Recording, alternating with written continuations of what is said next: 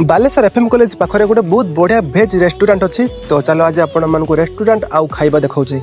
हाँ भाई मु कहूँ होटेल स्वयं प्रभा विषय रे ठीक अच्छे। यहाँ बस आपण को एफएम कॉलेज साइट रे ही देखा मिल जाव होटेल ठीक अच्छे। भितर एमती किसी यहाँ मोर ए होटेल सेकेंड टाइम ऑलरेडी मु भेज मिल आउ पनीर मशरूम विषय में कही सारी। रिव्यू बहुत बढ़िया था।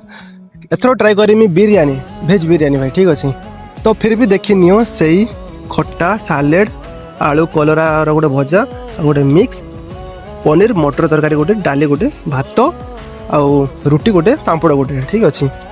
तो चलो एबे आपण मानक मु देखौची बिरयानी।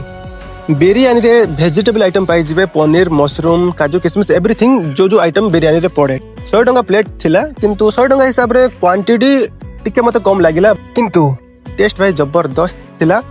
जदि आपण केबे आछुचंती बालेश्वर आउ जदि भलो रेस्टोरेंट खोजुचंती त आपण माने ए जगह रे ट्राई करि परिबे। तो बस आज का वीडियो रे एतिक थिला। देखा पड़े नया वीडियो रे बाय बाय।